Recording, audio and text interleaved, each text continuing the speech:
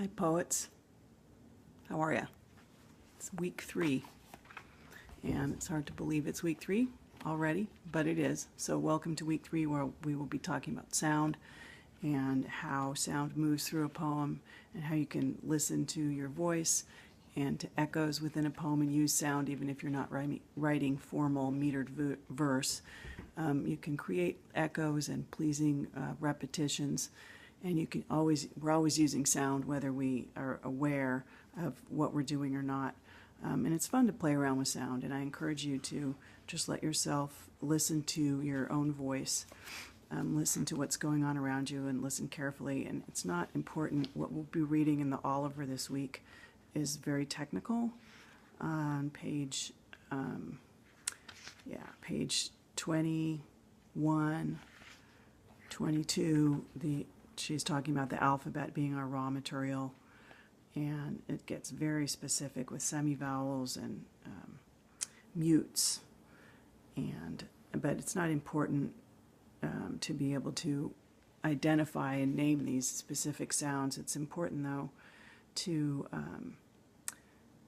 start to pay attention to the felt quality of the words on the page, and her explanation on page 23 between the differences between hush, please be quiet, and shut up. They're basically saying the same thing. And one of the poems we'll read this week, the great Dylan Thomas Villanelle, do not go gentle into that good night, which doesn't seem to go away. This poem came up. I heard people quoting it during the 2016 United States election, and it's a poem that just sticks around, partly because of its message, which is, do not go gentle into that good night, make the most of your life. But, also it's saying the same thing. The first and the third lines are basically saying the same thing, but in very different ways, and with very different sounds. So rage, rage against the dying of the light sounds different than do not go gentle into that good night. So just a little bit to think about. And as you are reading and continuing to develop your lists and poems,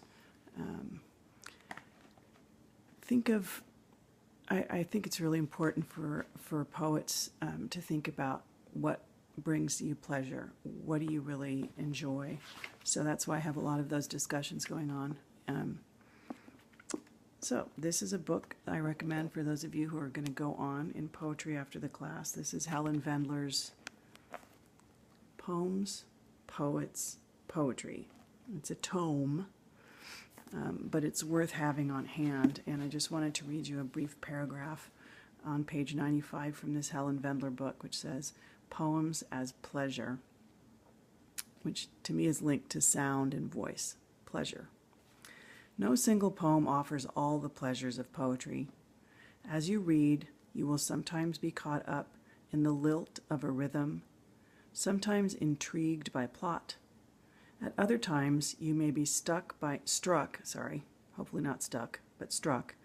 other times, you may be struck by an insight, moved by the poignancy of tone, or puzzled and pleased by a subversive and unexpected move by the text. The important thing is to be ready for whatever the poem offers, and to take it on its own terms, not requiring philosophical discourse from a song or simplicity from a knotted problem poem. The single best way to gain pleasure from a poem is to read it aloud. If you let the poem take you on its journey, you will know intuitively where it has led you. The next pleasure is to find words for what you felt and thought on that journey. And the next is to find what aspects of the poem, structure, images, argument, generate those feelings and those thoughts. So, I love that. The single best way to gain pleasure from a poem is to read it aloud. If you let the poem take you on its journey, you will know intuitively where it has led you. The next pleasure is to find words for what you felt and thought on that journey, and the next is to find what aspects of the poem, structure, images, argument generated those feelings and those thoughts. So, on that note, I'd like to read you a poem from a section of from this very obscure book, which you probably would never find ever, but I have it on my shelf. It's The New Canadian Poets, 1970 to 1985. Woohoo! And this is a poet who I love named Christopher Dewdney. He's a crazy guy, and he does the non-linear, horizontal, non-vertical thing in his collection called A Natural History of Southwestern Ontario, and this is from book 1. And I'm going to post a link of him reading from this book too. It's crazy. Okay, here's a little section that brings me pleasure. We are just a step away from ourselves. Wings of northern alloy clash high in the vaulted and metallic night. Don't turn around if the dark negative figure following you up the stairs isn't yourself. The exoskeleton is a bicycle, striding magnification, snake chains and turgid rubber on asphalt.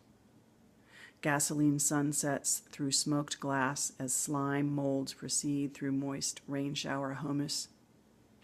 There is a universe where what we consider uncanny here occurs almost 10 times as frequently.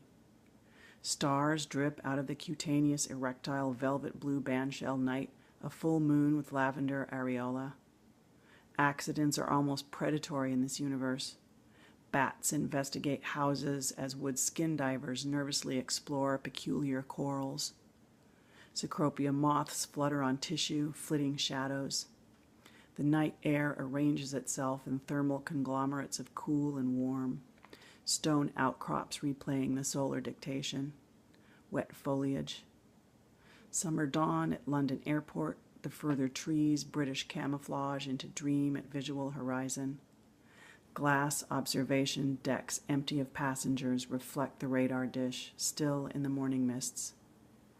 Aerials glint in the dawn, orange translucent against Arabic blue. There is nothing arbitrary in the predestined universe of the past. Emerald crystal caves in hot black tar, cloudy airport haze and warm afternoons. Basement parties and guests annihilated in gasoline pools that burst into flame. Moon passing behind fast night clouds, hot wind and moth tunnels traced by pheromones. There are conferences to which we are interminably drawn, over which forces other than human preside.